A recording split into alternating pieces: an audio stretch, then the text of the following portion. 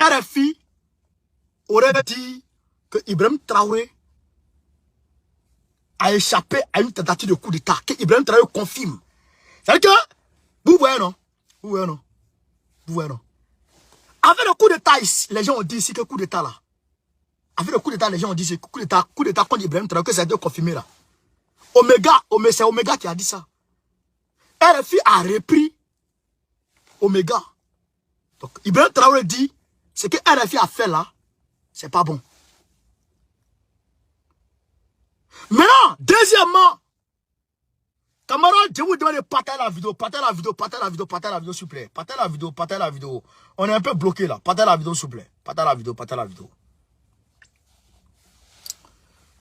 Maintenant, RFI ne doit plus diffuser. Maintenant, à côté de ça, je vous ai dit ici qu'il y a un chef, Jafar Diko, un chef terroriste, qui a publié une vidéo. Mais moi, je n'ai pas, moi j'ai vu la vidéo. Je n'ai même pas, c'est que je n'ai même pas voulu partager cette vidéo parce que ça fait l'apologie. Je vois beaucoup de vidéos des terroristes. Ça fait l'apologie des terroristes. Donc, RFI aurait repris les propos de ce Jafar Diko, ce terroriste-là. Donc, pour ça, RFI a été... Pour ça encore, ça c'est une des raisons qui a poussé le Burkina Faso à chasser RFI. À suspendre RFI. Et aussi, pendant quand ils ont lancé le recrutement des VDP, RFI avait dit que les VDP sont en majorité Mossi et que les terroristes recrutent majoritairement parmi les Peuls. Donc, ils ont voulu créer une sorte de palabre, une sorte de conflit communautaire. Donc, là aussi, pour cette raison aussi, RFI a été suspendu. Nous disons bravo. Nous disons bravo à Ibrahim Traoré, bravo aux autorités burkinabées pour cette décision. Bravo. Vous avez suspendu, vous n'avez pas chassé. Les mots, on les place. Maintenant, bravo, hein? Bravo. Maintenant, c'est comment? C'est que on s'est dit quand vous veniez là, le jour où vous venez faire coup d'état là, c'est que vous, on s'est dit là, c'est que vous nous avez dit, c'est que vous avez dit au peuple, et puis le peuple est derrière vous là. C'est comment? C'est comment? Est-ce que vous allez partir là-bas ou bien vous ne partez pas? C'est ça qui est le vrai point.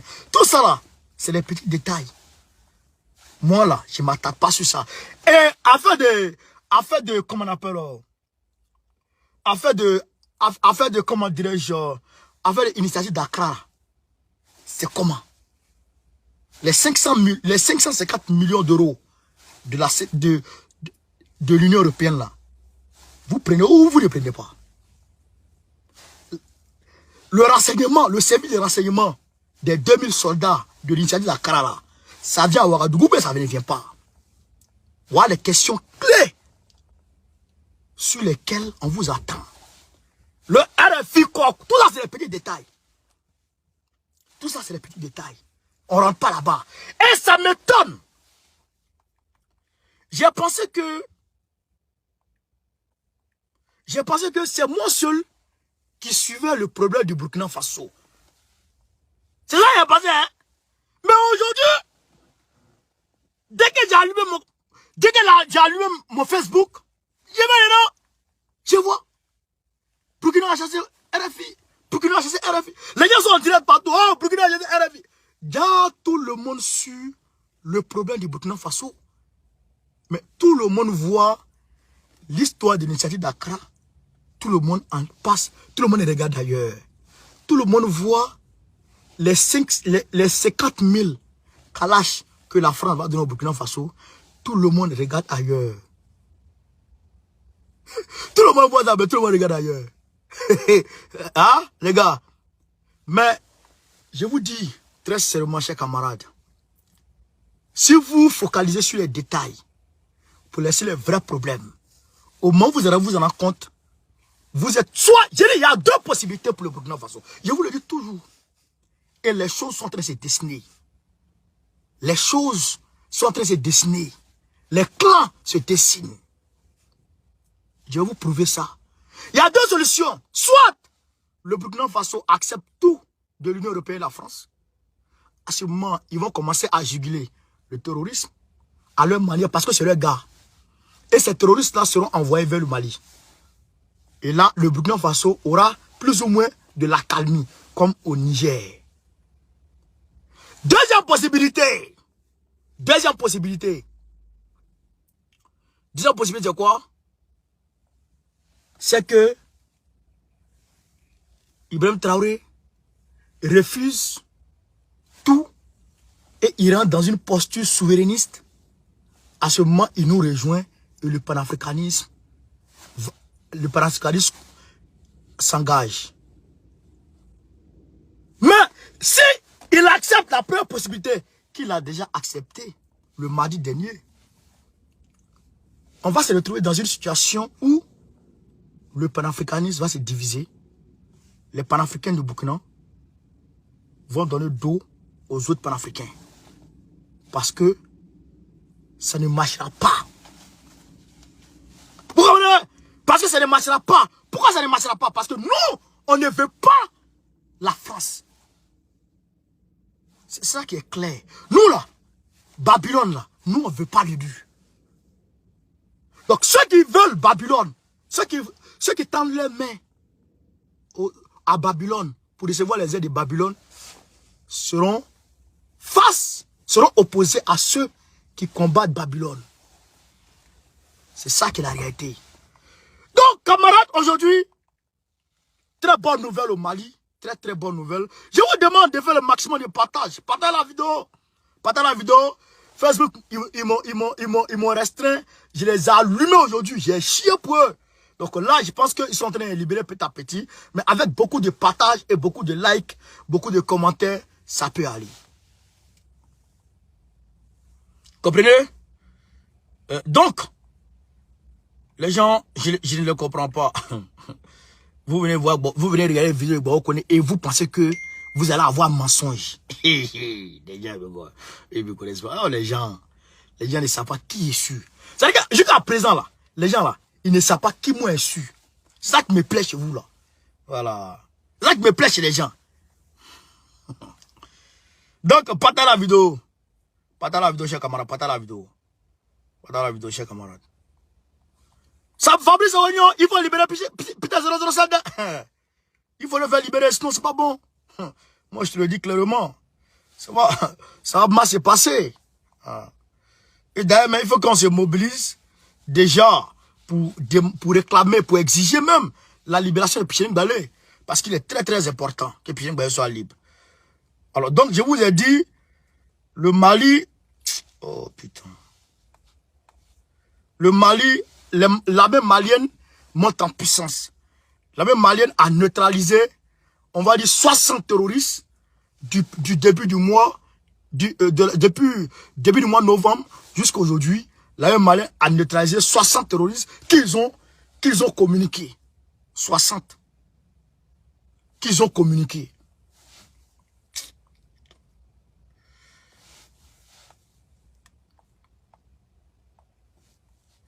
« 60 terroristes dont ils ont communiqué leur neutralisation. » Nous leur disons bravo.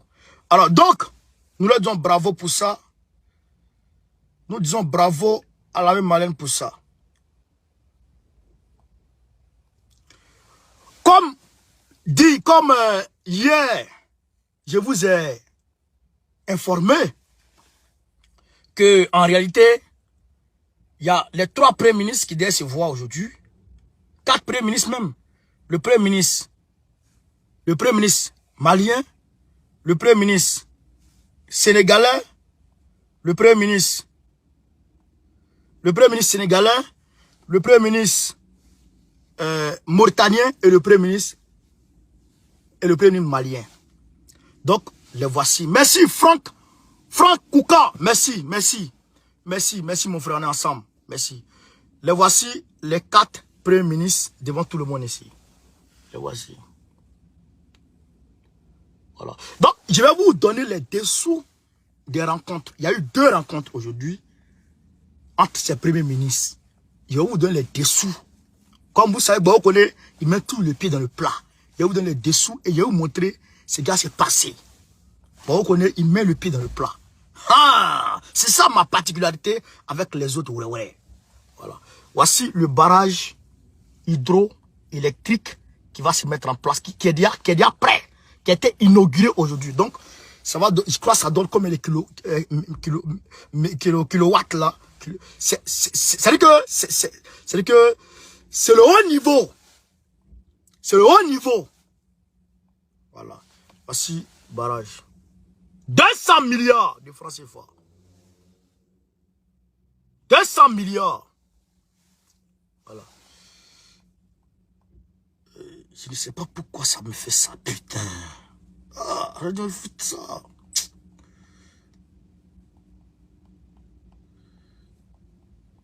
Donc,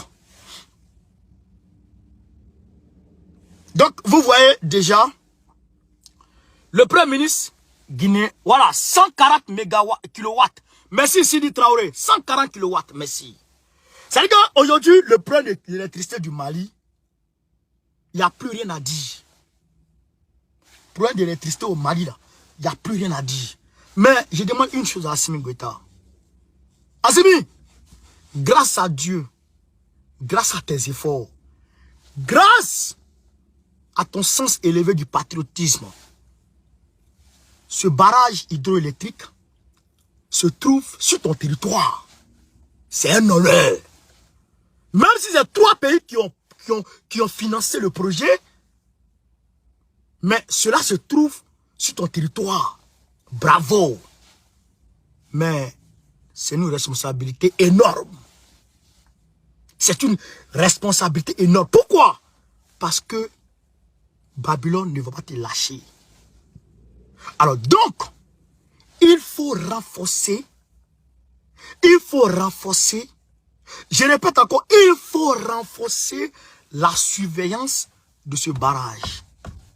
Parce qu'ils voudront tout mettre en œuvre pour saboter les efforts qui ont été faits là.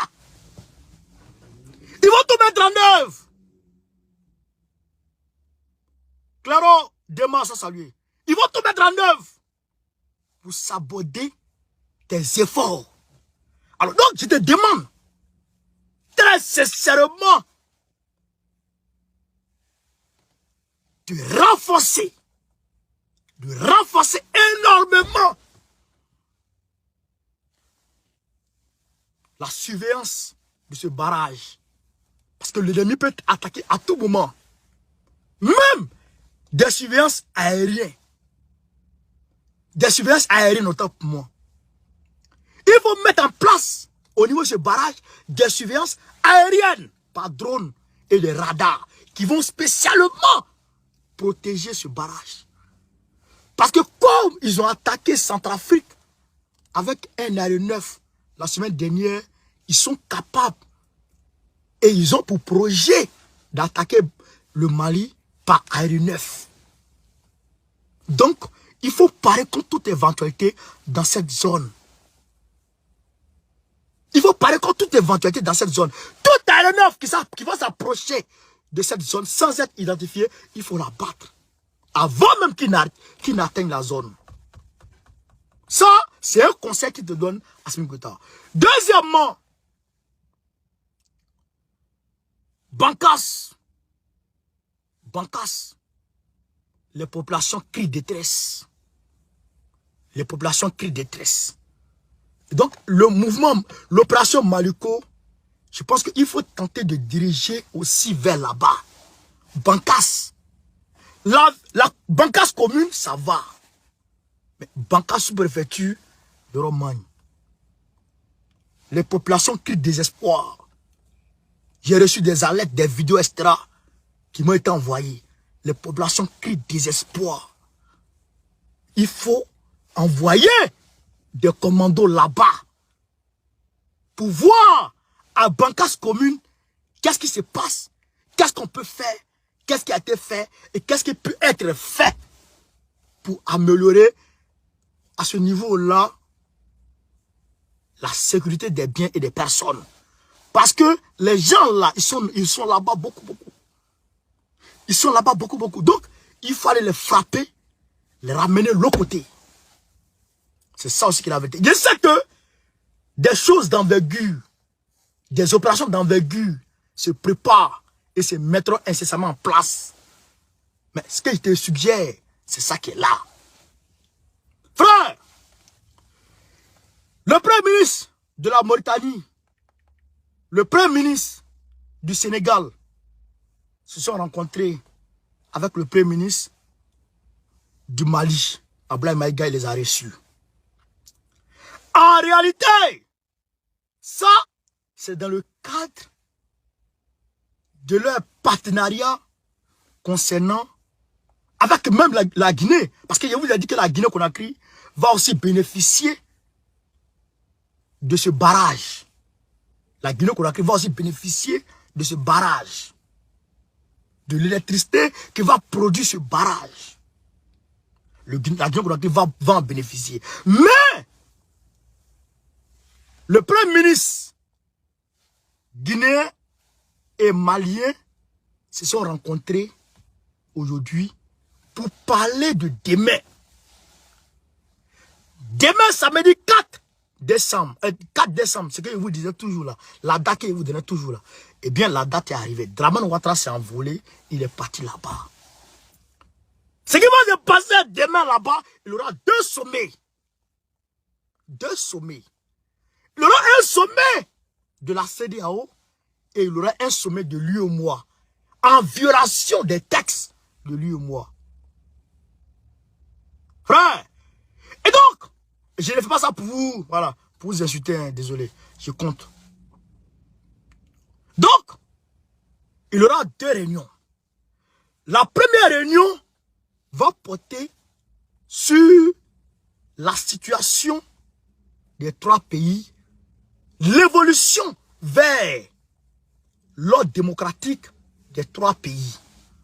Le Burkina Faso, ça va. Le problème va se situer entre la Guinée et puis le Mali. Alors, ici là, les 2 premiers ministres de la Guinée et du Mali sont vus pour parler d'une même voix. Pour s'exprimer d'une même voix. C'est-à-dire que Doumbouya et puis Assimi vont accorder leurs forces, vont mutualiser leurs forces et ils vont parler d'une même voix pour défendre leur position. Pour défendre leur position. Et donc, la position malienne ne sera pas acceptée. Pourquoi? Parce que la charte de la transition qui a été validée par les élèves, par les bons chiens de Macron, n'est pas la charte qui est aujourd'hui en vigueur au Mali. C'est-à-dire que Assimi Goïta peut être président. Alors que la charte qui a été validée par la CEDEAO, aucun militaire ne peut être candidat. Or, la nouvelle charte qui a été approuvée par l'ensemble des Maliens, tout militaire peut être candidat. D'où Assimi Goïta va être président en 2024. Et donc, cette charte-là, la CEDEAO ne l'avait pas. Alors, Dramane Ouattara a misé toute son énergie sur ce sommet. Ils veulent frapper un coup dur au Mali. Un coup dur que Alassane Ouattara s'attelle avec ses maîtres. Vous savez que quand ils sont partis l'autre côté là-bas, quand ils sont partis l'autre côté là-bas, ils sont partis au sommet de la francophonie. De là-bas, il est venu en France, il est venu se soigner. Mais étant ici, en France, il a eu des rencontres avec Macron. Et au sortir de ces rencontres, il lui a été dit de faire tout ce qui est en son pouvoir pour déstabiliser Assimi Goïta. Et s'il arrive à le faire, la France va le soutenir pour son 4e mandat. Écoutez très bien. S'il a pu le faire, la France le soutiendra pour son 4e mandat. C'est ça qui est en jeu. Et la France va le soutenir financièrement, économiquement. À côté de ça, la France a dépêché Ali Bongo, malgré son état de santé, s'est déplacé pour venir voir Faure Gnassingbé, demander à Faure Gnassingbé de prendre la position claire de la loge franc-maçonnique, c'est-à-dire de prendre la position claire de la France-Afrique. Soit il prend la position de la France-Afrique où il n'y a plus de 5e mandat au Togo pour lui. Donc, il devra descendre dans l'opposition. Et étant dans l'opposition, tout ce que son père, jusqu'à lui, on fait subir aux opposants, il va payer. Donc, il a accepté volontiers de frapper sur Assimi Goïta. Voilà pourquoi les deux pays sont en train de faire quoi? Sont en train de faire un rapprochement et une mutualisation sans condition. C'est-à-dire une mutualisation sans précédent de leurs efforts. De leurs efforts. Frère, pendant ce temps, le premier ministre burkinabé, on ne l'appelle pas. Parce que ça bouge trop. Ça bouge trop. Donc lui, on ne l'associe pas à ça. Les deux panafricains, chevronnés, stickés, cachetés, c'est Assimi Goïta et Doumbouya. Alors, les deux vont tout mettre en œuvre pour arriver à leur fin. Coûte que coûte. Ils vont tout mettre en œuvre pour arriver à leur fin. C'est pourquoi, vous avez vu, quand Dramane Ouattara, quand la CEDEAO a levé les sanctions, pour Dramane et Macky Sall, Assimi Goïta allait faire un rétro-pédalage, venir vers eux pour reprendre les transits. Mais Assimi a fait vu et ignoré. Il a continué son chemin, son petit bout de chemin avec son ami et frère Doumbouya. Et ils se sont donné les mains. Et Doumbouya lui a dit, mon frère, le barrage que tu es en train de faire là, je sais que moi-même, je suis en train de tout. Parce que Doumbouya avait dit qu'il va mettre en place un train, et puis Assimi, ils vont mettre en place un train Bamako-Conakry. Ce train-là, il va voir le jour. Mais il faut que l'électricité ne soit plus comme elle est en Guinée. Il faut que Doumbouya puisse avoir la sympathie immense du peuple quand il va résoudre le problème de l'électricité à Guinée-Conakry. Donc, c'est ce que Doumbouya est en train de mettre en œuvre. Donc, aujourd'hui, ce barrage hydroélectrique qui a été mis en place, vous avez vu qu'à l'inauguration même, le premier ministre guinéen a été appelé. Alors que la Guinée n'a pas financé, mais il a été appelé pour prendre part. Donc, il y a eu 2 sommets entre eux aujourd'hui. Les 3 premiers ministres ont parlé, mais en aparté, le premier ministre de la Guinée et le premier ministre du Mali sont vus en aparté pour parler de ce problème. Entre eux, comment ils vont faire pour que eux autres, ils puissent avoir, en réalité, pour que la Guinée puisse avoir du courant, pour avoir la sympathie immense du peuple. Et à ce moment, en 2024, Assimi, il est candidat. Doumbouya fait une nouvelle charte pour être candidat à Guinée-Conakry. Assimi passe, Doumbouya passe. Les deux se croisent devant et c'est le panafricanisme qui est parti. Les bases des États-Unis d'Afrique sont jetées comme ça. C'est pourquoi il a dit, tous ceux qui s'attaqueront à Doumbouya me verront sur le chemin. Parce que ce panafricanisme, je sais ce qu'il y a dedans. Le FNDC a demandé à la France de rompre les coopérations avec la Guinée-Conakry. Et la France en a pris bonne note. Et comment la Jeune Afrique a relayé cela. Et c'est à travers Jeune Afrique que moi je m'en suis rendu compte. Et les médias les médias de la France ne cessent de taper Doumbouya dessus. Taper Doumbouya dessus, taper Doumbouya dessus. Mes frères, Doumbouya, il est devant avec son frère Assimi Goïta.